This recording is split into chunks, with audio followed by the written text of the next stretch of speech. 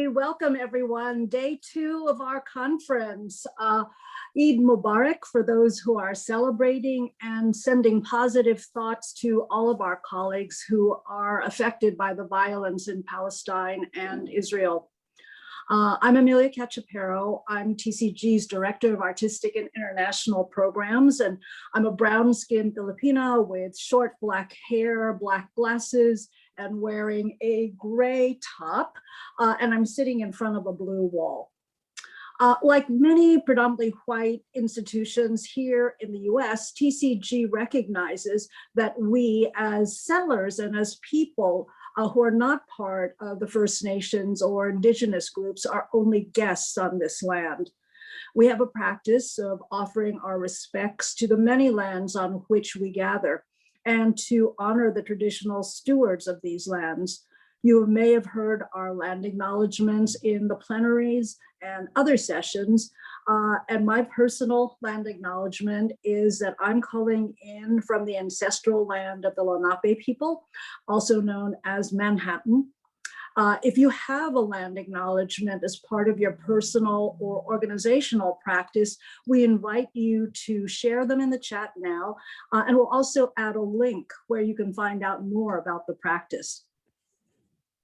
So check out the chat.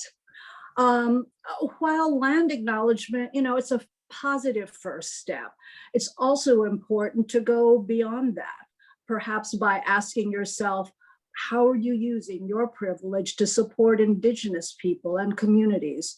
And how are you giving back to the land that you're on?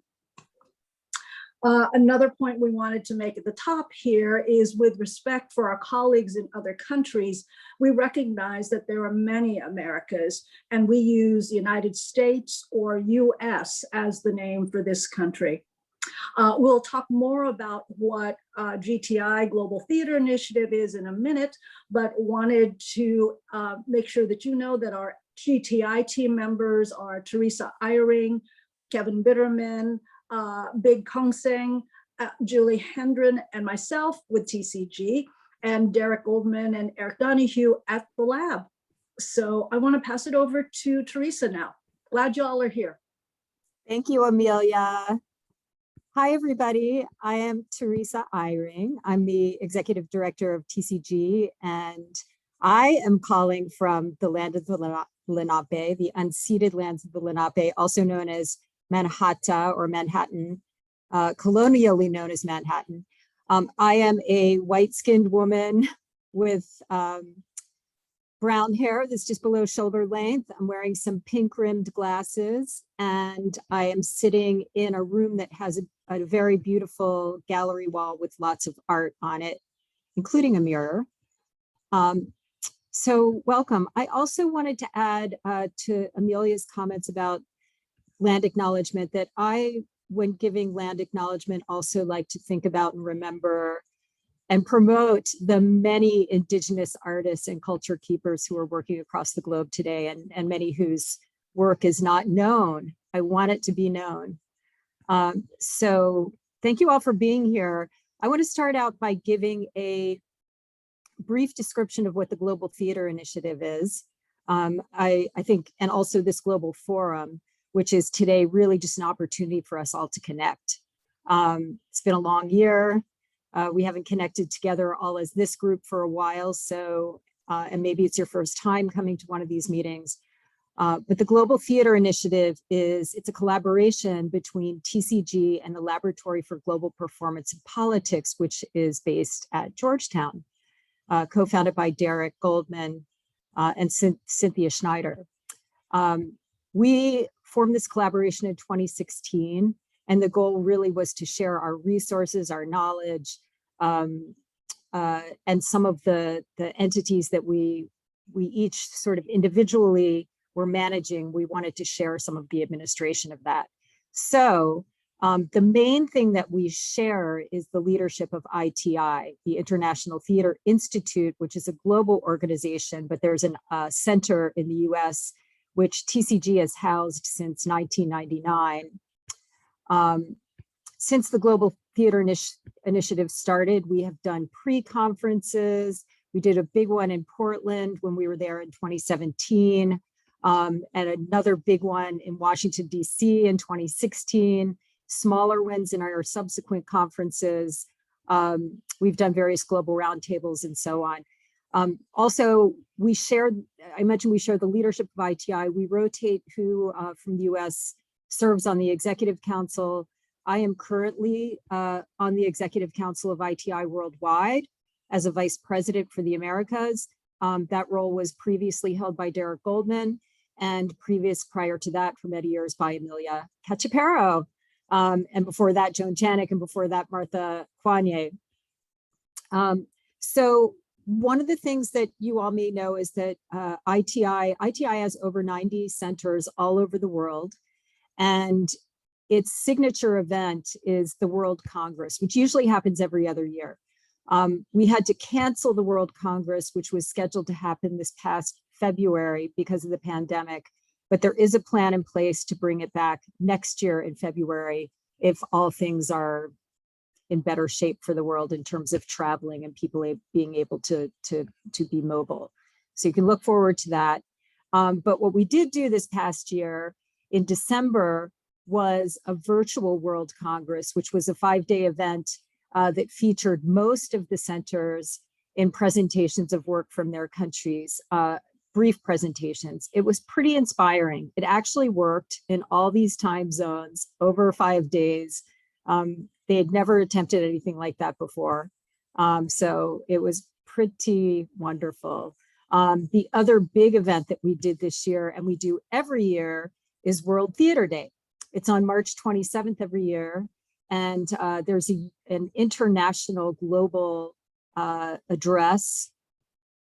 And then we pair that with a national address. The person who gave the address from the US was the wonderful Olga Garay English.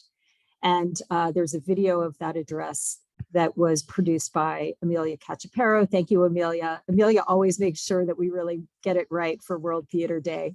And we also played a role this year at World Dance Day. And that was a beautiful, beautiful celebration that's still up online at ITI's main website. So before I pass the mic, I just wanted to say that some of the active committees for ITI, and they're very active right now, is the Action Committee for Artist Rights, Theater in Conflict Zones, which is what it sounds like, but the group is trying to expand its definition of what a conflict zone is. We had our own, in the US, we had our own conflict zone in Washington, DC, and some of our cities feel like conflict zones.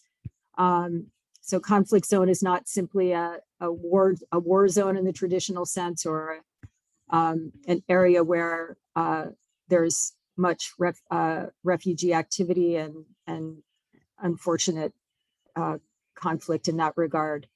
But it's very active theater and conflict zones group.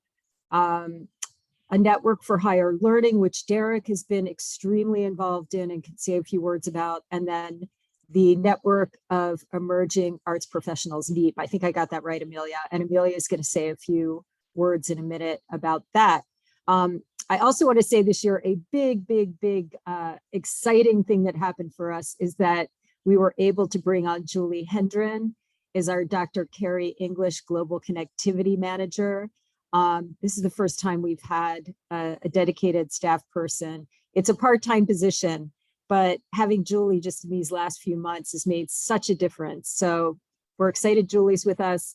We're grateful to Olga Garay English for making it possible for us to have this position in the memory of her remarkable husband, Carey, who was a huge global theater lover and theater lover in general. So I would like to, at this moment, just pass it to Emilya and then Derek to say just a few words about those two committees I mentioned, and then we're gonna move on and hear from Juli and Derek. Thanks, Teresa. And I'm so glad that you mentioned Martha Quanier's name. Just wanted to lift up that we stand on Martha's fabulous shoulders that were always, if you knew her, draped in a gorgeous pashmina shawl is how I always remember Martha.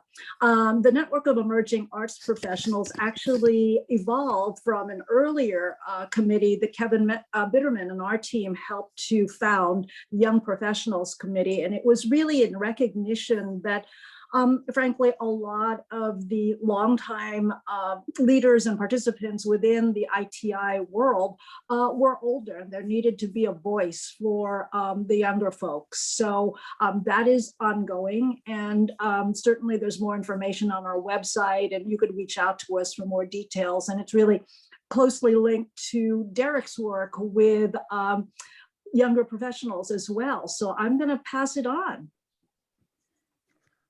Hi, everybody. Really beautiful to see folks and be here with you all. I'm Derek Goldman. I use he, him pronouns. I'm calling in from just outside Washington, D.C., the land of the Piscataway people. I'm wearing a blue shirt with glasses in a room that is sort of red dining room space, and where I spend a lot of my time these days on Zoom. And yeah, just thrilled to be here. I think we're all so looking forward to being, all of us who do this work, to being back together in actual spaces, but this feels like such a threshold time as we imagine forward. The Network for Higher Education in the Performing Arts is the entity within ITI that, that Teresa alluded to, and I see many people on the call who are connected to universities where you're doing global work. And I think one of the things that was a lot of momentum about pre-COVID was more intersectionality between the university and higher education part of the TCG world and the global part, because so many of us in the university space are doing that work. So we certainly hope to keep building on that momentum and those conversations.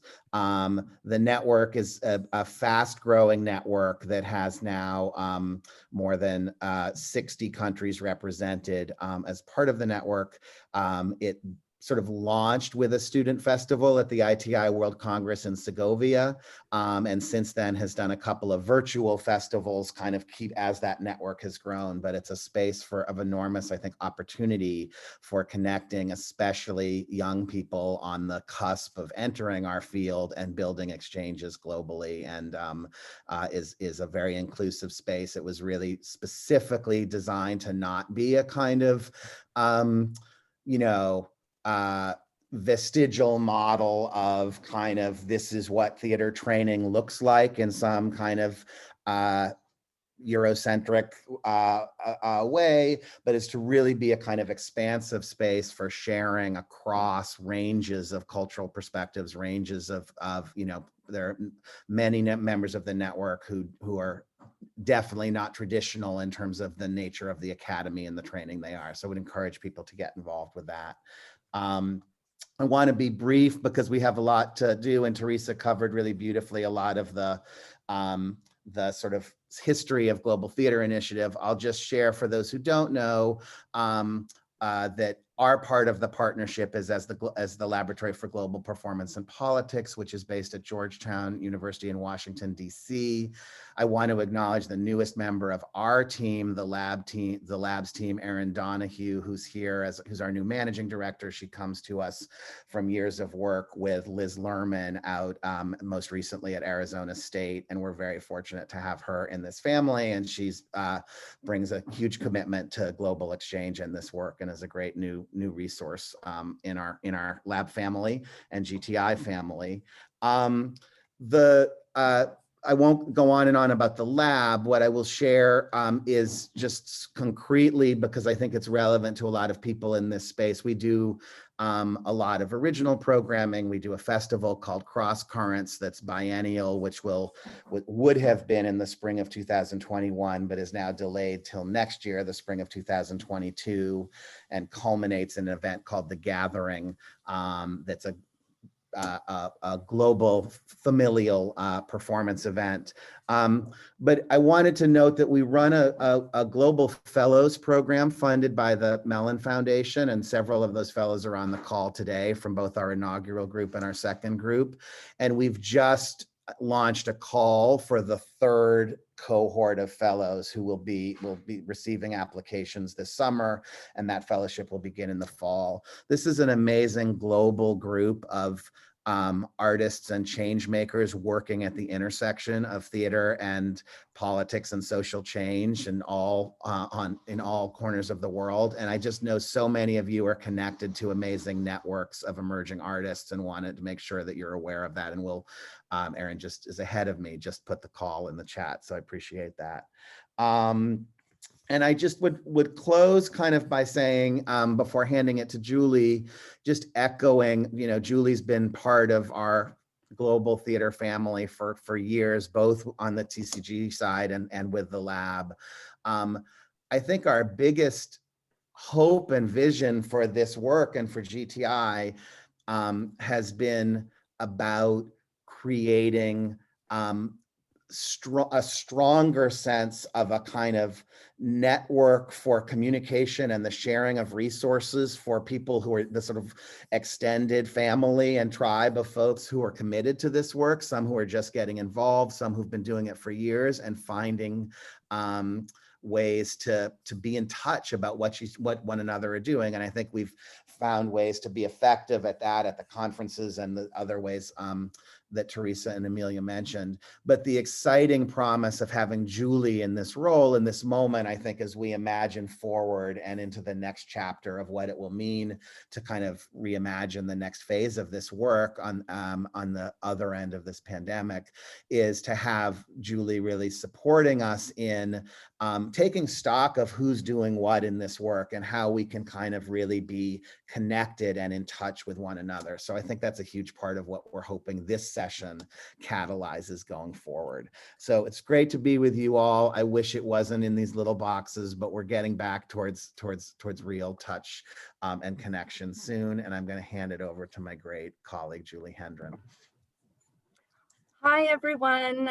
Thank you so much for being here. My name is Juli Hendren, and I use she, her pronouns. And I am a short, round white woman with big hair. And my backdrop is the lovely Belize, which is where I am, the land of the Mayan people, Yucatec, Mopan, and Cachi. And I'm just so grateful to be here and so grateful to be joining the TCG lab, the GTI team. And just want to echo what Derek was saying, really excited about beginning to really solidify creating a network, resource center, connection, and really trying to support and help all of us who are working in this field. And so like Derek mentioned, of course, probably many of you, we've been at these sessions at the national conferences. And last year we were online again, we were on Zoom. But in 2019 in Miami, for those of you who were there, the global session that we had, we sent out a survey to everyone, really trying to distill down what are the different needs of the field. And so I'm gonna share my screen really fast. The results that came back from that survey basically broke down like this. Of course, 65% of this is sort of broken down as to like top priority down to sort of lowest based on what people were filling in. So of course, the very first one obviously is funding. We know a lot about that. 55% was looking for community, a networking place, somewhere for questions, support, etc. About 50% were looking for producing support. 30% were interested in having more opportunities to meet international artists. And 25% were particularly invested in advocacy, both for the work in the field, but also for vulnerable artists working around the world. And so that was in 2019. And even though it's only 2 years later, it feels quite different, the world, right? And so we're really curious as we move forward with GTI, in particular, in and finding out what are those top priorities, what are some needs that we have in the field, what are things that we're seeing, especially after this past year, that are things we can start to try to implement and work on right away. And so I realize we have 84 people on this call. That is amazing. Holy smokes. Wow, that's really exciting. So we're going to do our best. And I think we just want to have a very casual, open conversation for the next half an hour or so, hearing from all of you. Big, the lovely, lovely Big, is going to drop a link into the chat over here. This is another Google form for you all that is a sort of a very fast survey, but so it's your contact information, also your affiliation, just to try to gather a little bit of who you are, so we can sort of start to put together this larger communication network. And then there's just 2 sort of short paragraph questions. You can write as much as you want or as little as you want, or you can skip them all together. I didn't make any of it required. But in case you don't have space today and you really want to make sure to get some information to GTI, this is a great way to do that. And the truth is, even if you have a chance to talk today, I'd love to hear from you all, to be able to really hear from the different artists and what's happening for them and going on, so that we can get a sense of the whole big picture. So I encourage you, if you have time, to, anytime in the next couple of weeks, fill that form out. But in the meantime, what's been going on? Just kind of want to open it up. I think that the best way to do this is, down at the bottom of your screen, your reactions button is to raise your hand. And Derek and I will just sort of keep an eye over here for anyone that wants to ask any questions, share any concerns, anything at all.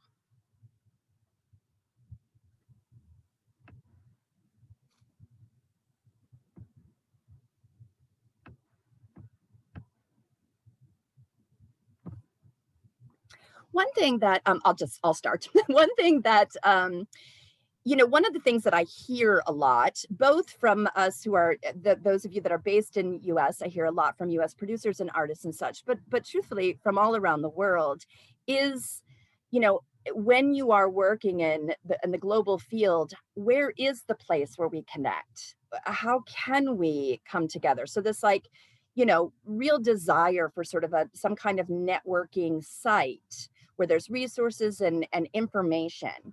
And so I don't know how many of you use the TCG Circle, but on the TCG Circle, we started actually before the pandemic, a circle for global work.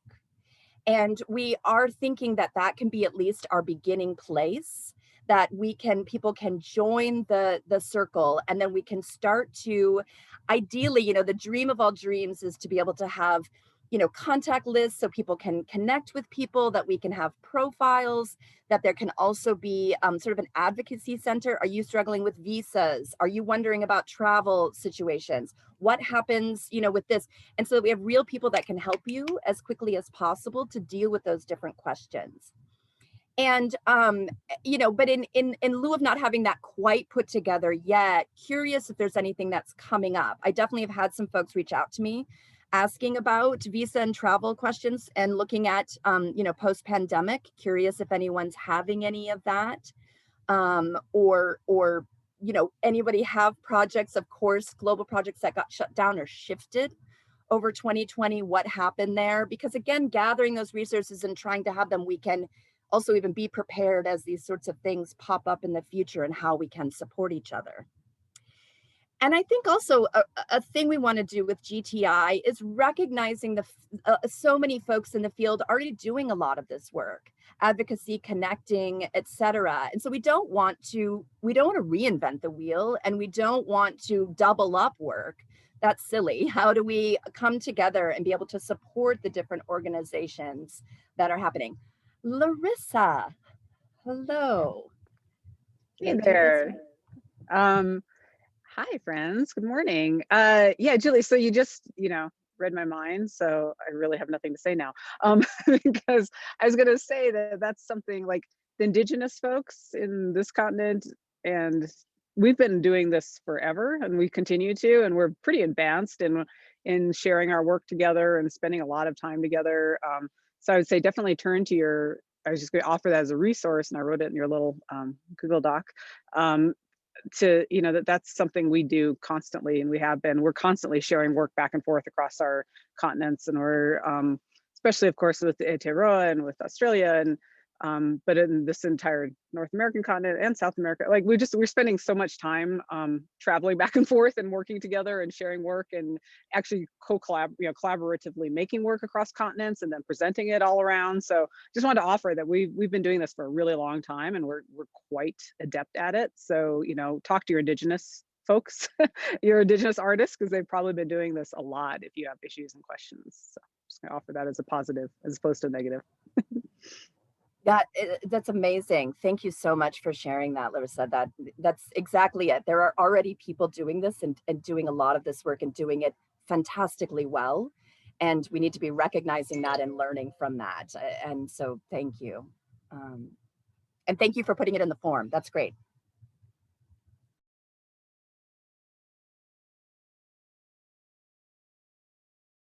I think there's a hand up, Julie, Jessica. There might be a couple of others, but I see Jessica's hand. Thanks, Emilia. Hi, I'm Jessica Bauman. I was very fortunate to be the recipient of a TCG travel grant in 2019, which started a collaboration with the artists at Tijuana Hace Teatro in Tijuana, Mexico. And we have been working together since the before times to make a piece that we're hoping to bring to places in the United States where they don't have necessarily a firsthand experience of the border, and to lift up the kinds of stories that don't get a lot of attention in the sort of national media. And we did a developmental workshop to kind of get the ball rolling on this in December of 2019. So we got really slammed with the timing of the pandemic, and we've been working remotely insofar as it's possible since then. And we actually have some plans for live gigs in the fall. At the end of September and the beginning of October, we're going to be part of the Touchstone Theater's Festival Unbound in Bethlehem, Pennsylvania, which we're incredibly excited about. And it's hard for me to tease apart like the challenges that are COVID related and the challenges that are just sort of doing this kind of work across borders related. But I have to go there so we can make this piece this summer. And it's not entirely clear to me how how open the border's going to be. Like, I know I can get there by plane. I don't know if I'm going to be able to drive across, like if I fly to San Diego, which is a much more affordable way to do it. We just last night really finished our visa application, which was a huge, I'd never done that before. It's a huge bear. Like, I mean, all I want to say is essentially like everything that Juli said, like, yes, I would be so excited to have a place to go with all of these questions that aren't to my lawyer who's tired of hearing from me. And like, I feel like I'm kind of making this up as I go along in terms of even how to organize all of the different variables of the tour and make that happen. So, I mean, again, I just feel like I'm sort of repeating myself that like the kinds of resources that you are talking about, like centralizing would be so incredibly valuable to us. I mean, I think it's challenging anyway, and making theater right now is challenging anyway. And I don't really have that much more to say, except that I'm incredibly excited about the idea of being able to get across a border and get into a rehearsal room. And, you know, I also just have to like more gratitude to TCG for like giving us like sort of the initial grain of sand around which this pearl has been developing. So thank you. That's great. Thank you, Jess. Yeah. I also think that once, you know, if we are able to have a sort of a central place where we can gather resources, the next step can also be advocating for a simple process, understanding what artists do in the US, what are the different visas, and trying to potentially make that whole process more manageable and easy, because it is quite, it's you know, it's a lot. Yeah. Tim Jennings. Julie, we've got a Tim? Oh, sure. Hi, how are you? So Tim Jennings, he, him, coming from Niagara-on-the-Lake, which is traditional to the Haudenosaunee, the Mississauga and Neutral Nations, and a major gathering place for Indigenous peoples from all over North America for a long time. Yeah, we're working on a partnership right now with Why Not Theatre, which is also based out of Toronto, but is a multinational project adapting the Sanskrit epic poem and religious text, the Mahabharata, into a 7-hour epic. And so we're very excited about that. We've been at it for about 3.5 years. It was supposed to premiere in 2020. It got delayed into 21. It got delayed into 22. Now going to likely be delayed into 23, primarily because we have a lot of the company is from India, and they're very concerned at the moment about that. It's also been interesting that throughout the process, a lot of the intrinsic artists related to this project in the last little while have suddenly found themselves very, very desirable to film, and so we're seeing a lot of those very senior South Asian artists being grabbed up, and so suddenly their own timing is difficult. So trying to figure this out is big. There are a lot of, although the Shaw Festival will be the original co-producer and home to the premiere, and Why Not is a much smaller organization. When we started working with them, I think their budget was about $250,000 a year, and we're about a $35 million a year organization. And so we've been funding them to basically do work they couldn't otherwise do, and handed them $1 million to basically move forward on this project. And it's been quite, I think that's been quite good. They've also received significant investments from a lot of other places, including the Canada Council for the Arts, but also other international partners. The work is going to have a life, I think, in multiple spaces. It's being created with the idea that it will tour the world.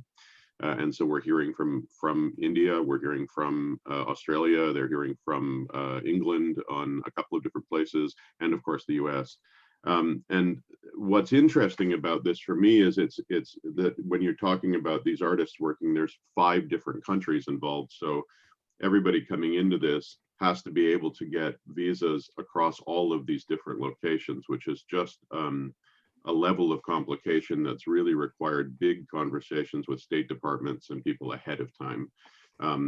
Fortunately, on our end, I have a person who's very good at this on the Canadian side of the visa work. My own background has, has been international touring for a long time. So, in the US, for instance, the partners, we've been chatting with them initially right away about working with the State Department to get some of these folks designated early on as necessary to the production, intrinsic to it. Back in 2011, when I was working at the Seattle Children's Theatre, we were able to bring across the first Iranian theater company to the U.S. in about 40 years from the Cultural Revolution. And a lot of those contacts I've stayed specifically in contact with at the State Department level to try to get people across difficult borders. So it's been very, even just flying through the U.S. is tricky. The advantage of being here in Canada right now is significant for a visa process, but I would say that, a lot of these folks have to fly into the States and come up, or they have to travel through a US related border or a UK related border, or in a couple of cases, the Netherlands. And so it's been interesting trying to figure out the drops, I guess. And I would just say that if anybody's working through those, I'm always happy to be a resource or to put our team available to people as resources on how to talk through that. The other thing we're finding, and I think this is interesting, is the efficacy. Although it wasn't this way initially, the facility we've all developed with Zoom, as we're seeing even right now, has really started to open up dialogues in ways for people to be able to work cross-border at a level I haven't seen before. So, the creative process of directors starting to think, how can I use this platform to workshop a moment or to read through things with the artists, in place, and not necessarily have to have the full expense of bringing them all into a similar room. That's been very exciting. And actually, I think it's good for proving to some of the visa officials that there is an intrinsic nature, that these people have been working on something all the way along, even at distance, So there's just some things about the language shifts that I'm finding very interesting.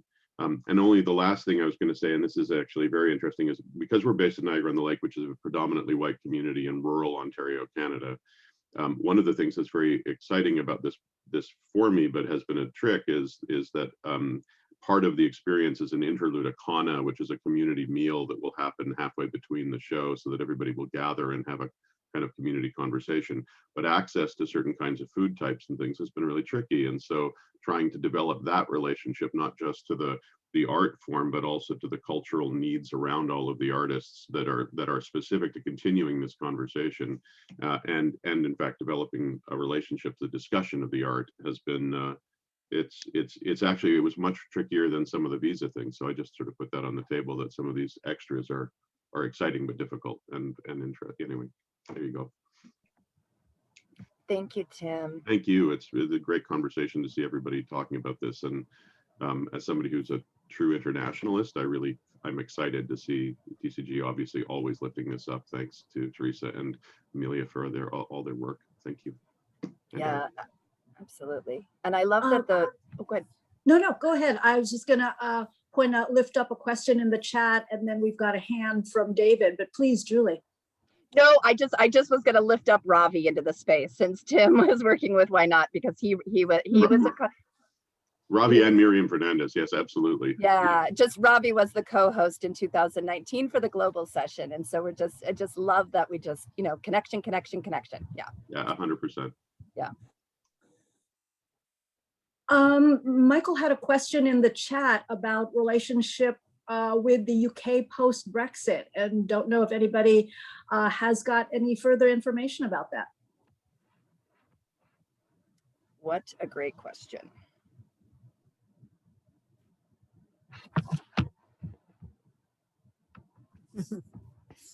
Yeah. Yeah, if you do, I mean, throw it into the chat or raise your hand, and I definitely have made a little star note. That's something I can start to research and figure out what does happen there. That's a good call. David, good morning. Hi, good morning, afternoon, good evening, wherever anybody is in the world. I'm David Diamond. I use he, him pronouns, and I'm calling in also from the unceded Lenape lands in New York City. I am kind of emotional this morning because I've been in touch with colleagues in Israel and Palestine, and I want to thank Emilya for mentioning that, but the people I've heard from are in a really bad way. And for all the work that I've done with Theater Without Borders and with the Brandeis Acting Together project, and with Derek and the lab and Juli, and I still am feeling profoundly frustrated by not knowing what I can do, what we can do. I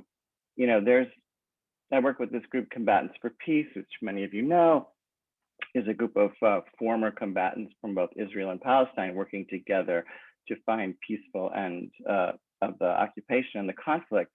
And it's led by Chen Alon, who is the head of the theater program at the University of Tel Aviv.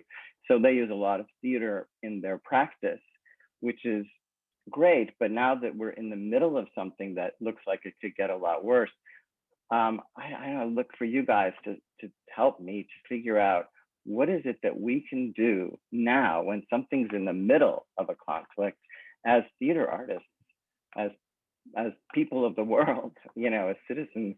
I just am very emotional about it at the moment.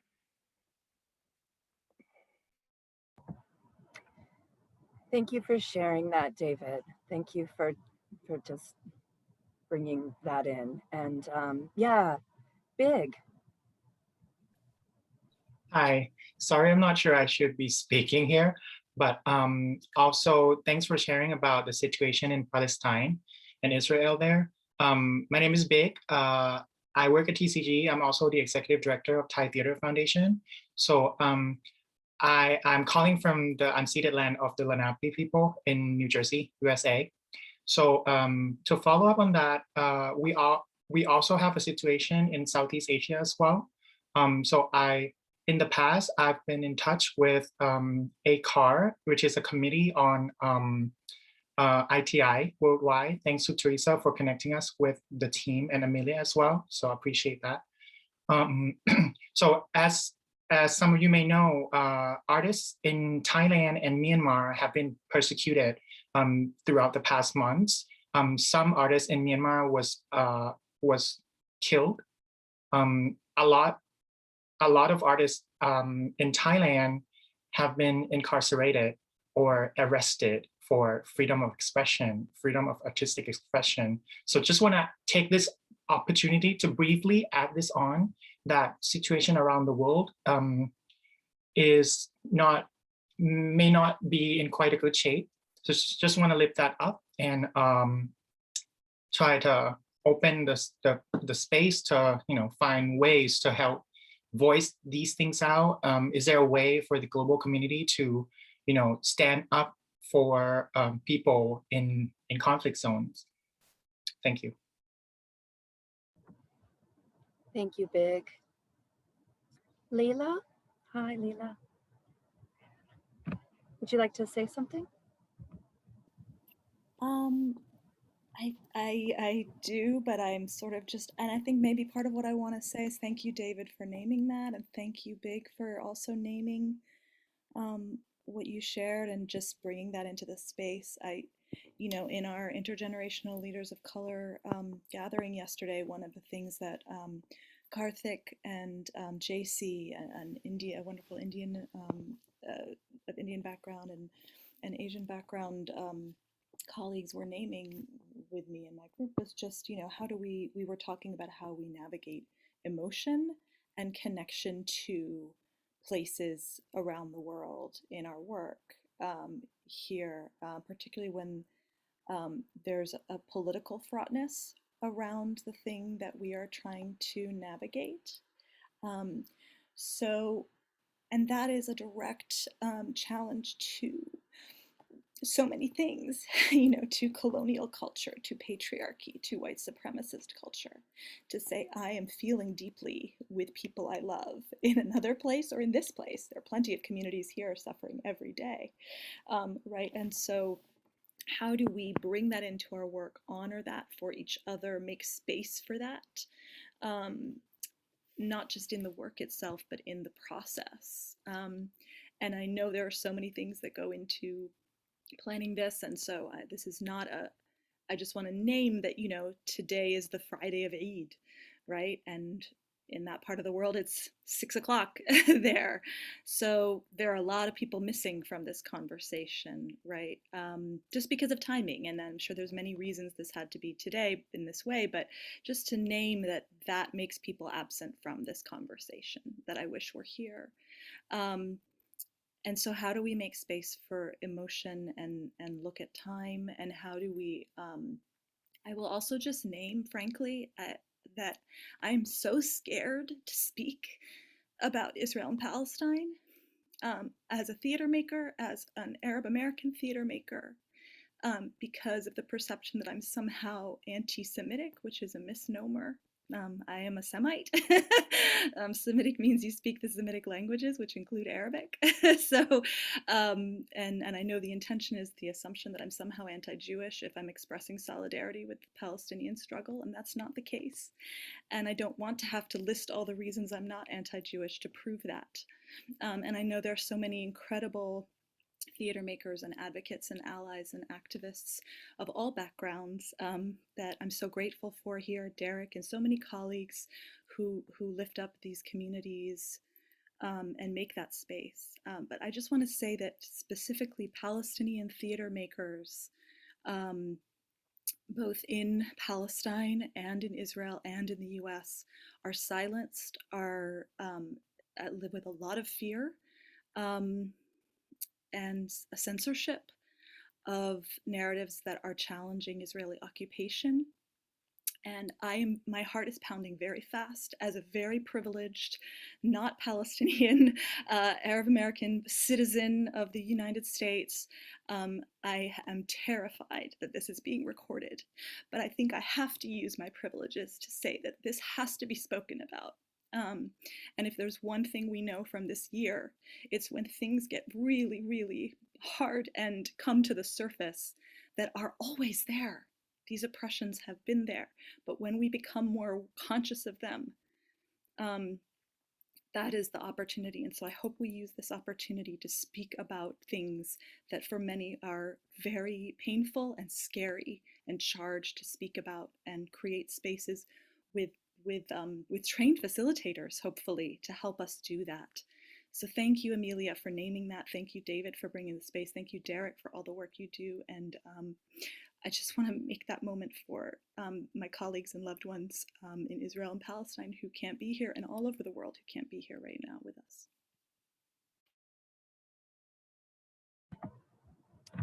Thank you, Leila. I just want to lift up Kate's comment. Thank you for your bravery and your strength and for being vulnerable. I really appreciate it.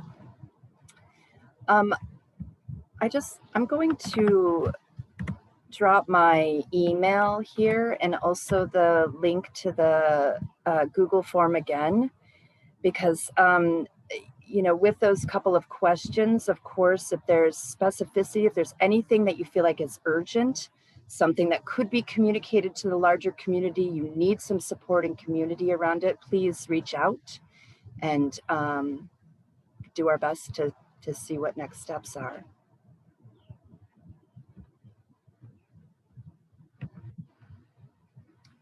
We have about 10 minutes left of just sort of conversation, and then we were just going to talk a little bit about some projects that were going on. Anyone have anything they would like to share or ask?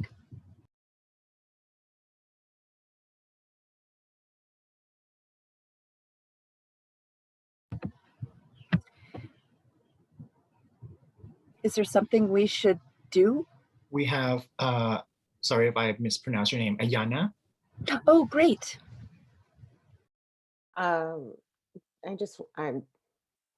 Thank you, Layla. Thank you, David, for voicing that. Thank you, Emilia. I had the privilege of sitting in a breakout room with, during the intergenerational Leaders of Color group yesterday, which was so profound. Thank you so much for creating that space and making it available to us. I had the privilege of sharing a breakout room with Akila Kana, who is one of our inheritors, our young inheritors, who will be coming up on a panel later. And she is in New Delhi. It was midnight there yesterday when she was talking to us. With everything that's happening in India, with everything that's happening in New Delhi. Her greatest joy was being able to connect through her computer.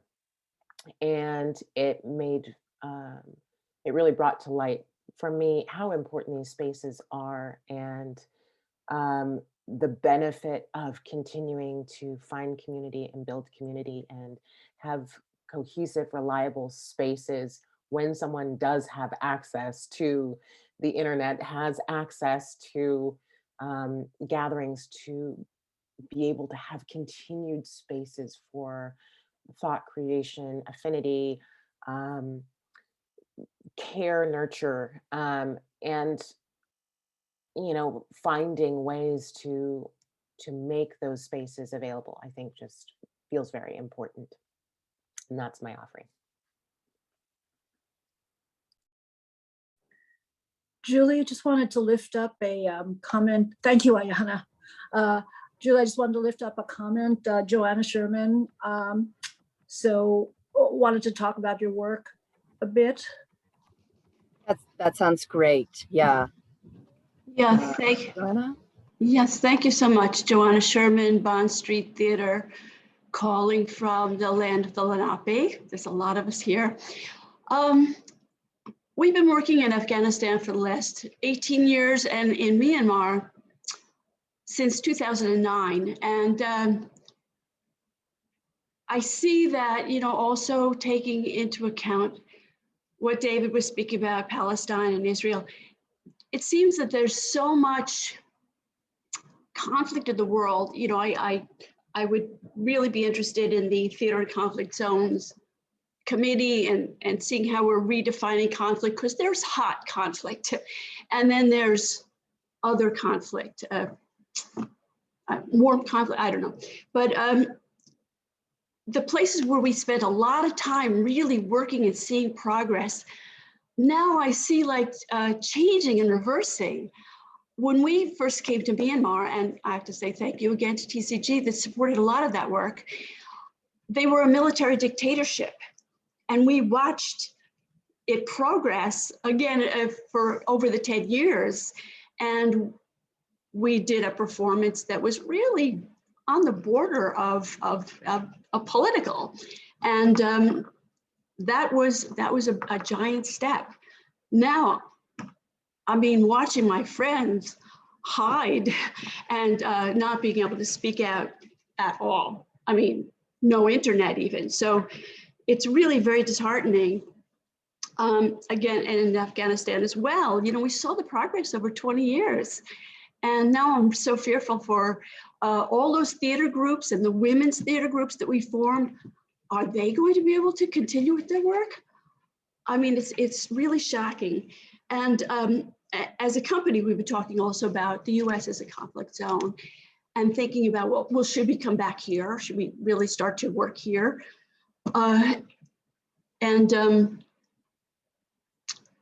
I'd be interested in furthering, you know, talking more about that. And one other point, I think there's so much misinformation going on here about everything. We all know this, but how can we work against this information about the difference between anti-Semitism and speaking out for the Palestinians, or about what's going on in Afghanistan? It's not a cut and dried situation. There's many different points of view, or about what's happening in Myanmar. People aren't even, they can't point to Myanmar on a map. So how do we, as artists, get more information out to the general public about our experiences on the ground and what we hear from those people that we're working with closely in these areas?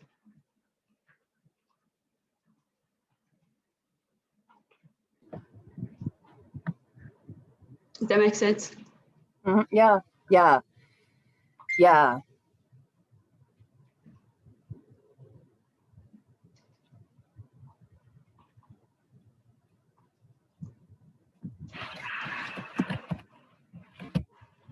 Erwin.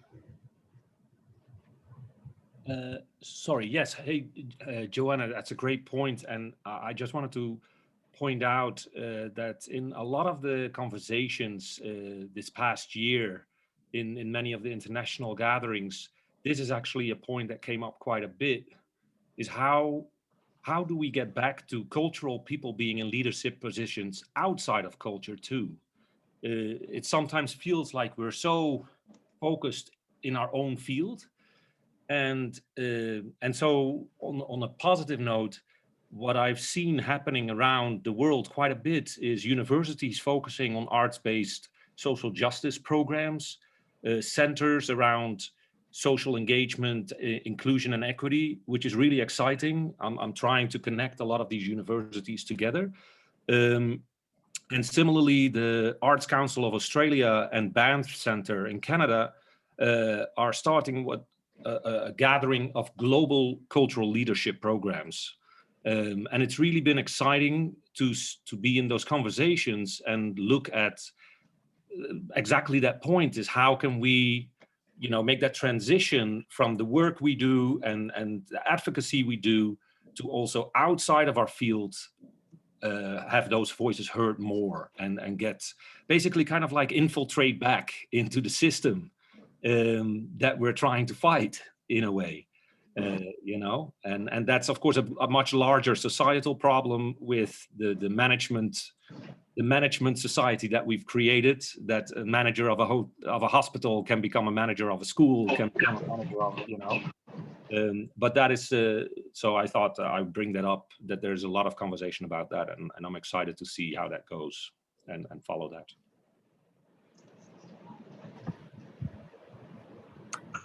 Thank you, Erwin.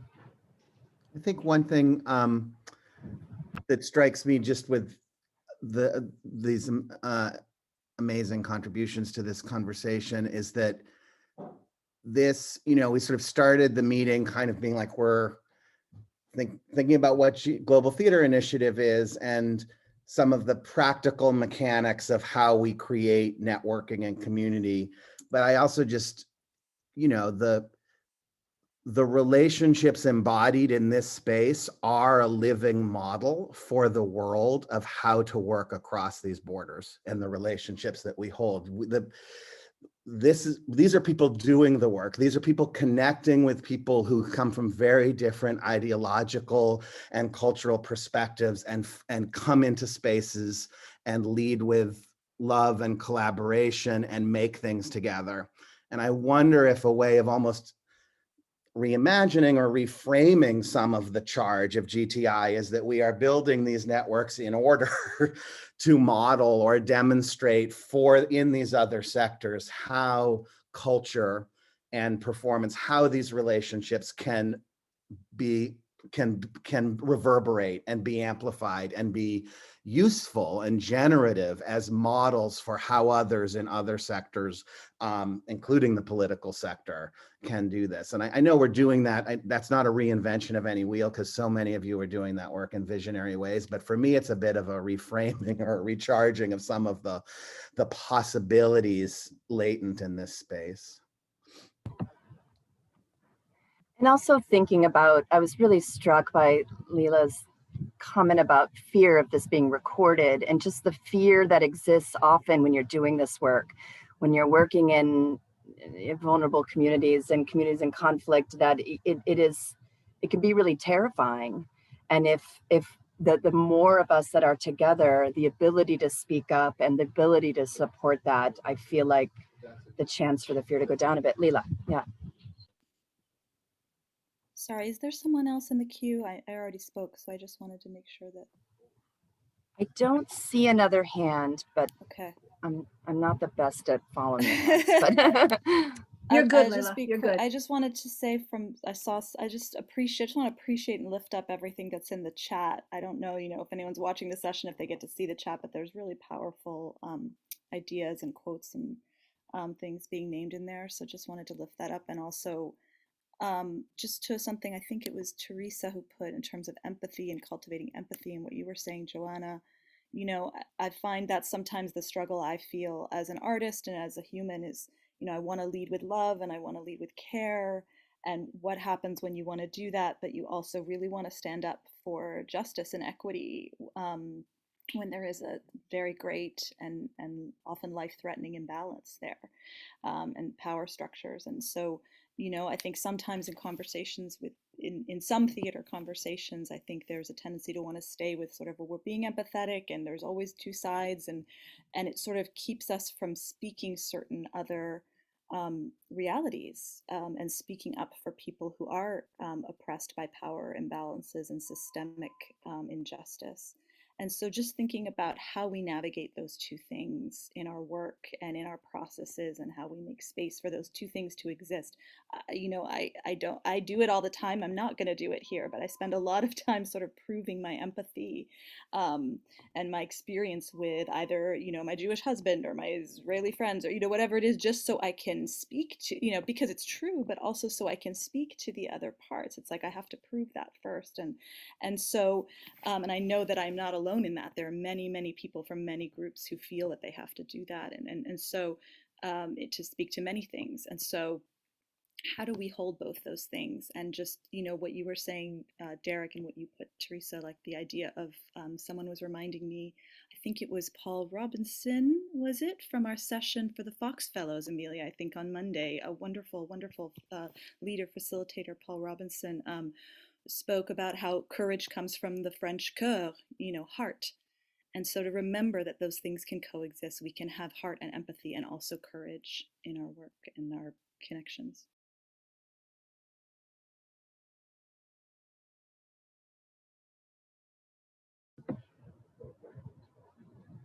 Thank you, Lila. You have It's a another? hand, Andres. Andres, okay. Hi, Andres. Hi everyone, my name is Andres Gallardo Bustillo. I am joining from the Lappin Lands, aka Manhattan. And yeah, I just wanted to emphasize something that Joanna said that's really important, and is that just taking the work to like go a little bit further with the information we have. It's just so important with this complex. I know my country, I'm from Colombia originally. It's having a lot right now. There's a lot going on there. And I think it's really important as people with privilege to really take a second step and really like research what really is going on. And like, because I feel that right now Colombians are so divided that it's, even for me, it's so difficult to really like like at the beginning I was like, what's happening? Like what's happening, how, and like then I have people that are in one side and people that are in the other, and like it's just so frustrating to see everyone so divided. But at the same time, like, just what I would like to tell them, and what I tell them when I can, is like, just no violence, like, just let's try to, like, yeah, you have your opinions, everyone has their opinions, but like just try to also empathy, again, going back to empathy, just like trying to empathize with each other, with the other side, independently of where you are at. So yeah, I just wanted to like emphasize the researching your sources, because that's really important right now.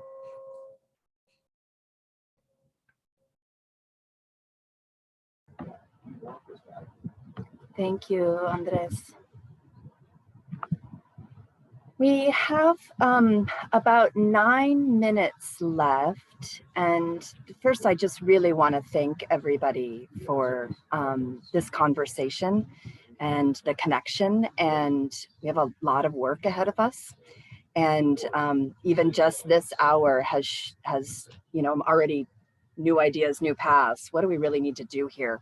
So, reach out and do fill out. It would be so great, the Google form. And the more specific you can get, what do you really need? What do we need? What are those top priorities? What should we be doing right now?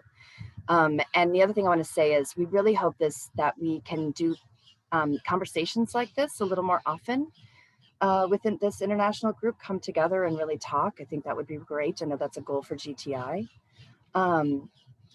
And then we're gonna hear from one last person, and then I am gonna hang up for just a second if anyone wants to connect, but I know probably people are running off to other things. And so again, just a huge thank you.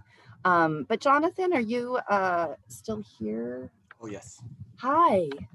Hi. This Jonathan Walters, the artistic director of Hand and Mouth Theater in Portland, and has been doing a lot of different collaborative projects with the State Department, and also has a fantastic sort of conference coming up. So I just wanted to, we were hoping to leave on we were thinking we would leave on a positive note of like something good that's happening with, this, and whew, but yeah, so hi, Jonathan, you want to talk a little bit about? Thank you. I'm calling in from the traditional lands of the Cathlamet, Multnomah, and Malala, and many other tribes in Portland here. And thank you for letting me be part of this conversation and all that I've gotten to hear and experience the last hour. Juli just wanted me to share a little bit about, I have been an international arts envoy, maybe some of you have too, through the State Department, sending artists abroad to do cultural diplomacy work, but sometimes that just means doing a tour. And I was lucky enough to be in Cairo performing at the SIFSET Festival in 2019. And I kind of realized that a lot of the thinking in some of the cultural officers and State Department stuff dealt with like Americans showing their stuff and then giving a talk and then leaving. And I had a long conversation with the cultural officer at the embassy in Cairo about, do you know what ensemble and devised and community-based work is, and in theater? And never heard of it, never had no idea what the work people on this call and all of our colleagues all over the world have been doing. And uh, indigenous artists have been doing for centuries, and this deep, profound cultural impact and deep exchange work that people are trying to do. And I said, well, you know, people, this kind of work should be the stuff that they're sending around. And I met some remarkable artists from a company called Shakespeare in Cairo, and dreamt up an idea to make a new work exploring the ideas of home by interviewing our families, our community members, and doing a new piece in Arabic and English and all the languages that are spoken in all the places we live and all the people we know. And the embassy said, great, we'll fund all of that, but you just have to teach young people. You have to come and teach the tools you use to engage with community. And you have to teach university students all over Egypt, and you have to teach it together. And, you know, it's going to be taught in 2 languages. It's going to be seeing 2 groups of artists teaching together. I was like, you just tossed me the softest softball I've ever been tossed. This is what I would dream of doing. So we're being supported by the embassy. This COVID came, and with these remarkable artists, we've done almost everything virtually. And we think we'll be traveling finally the 2nd time in September. But just to echo briefly what several things that were said here, you know, over the course of the year, someone's dad passed away from COVID. All kinds of things in life happened, and all kinds of things politically and remarkably hard things happened in both of our countries. We were present at the election here together online the day after, and I think all of this exchange and this connection brings the power and the closeness together through this work.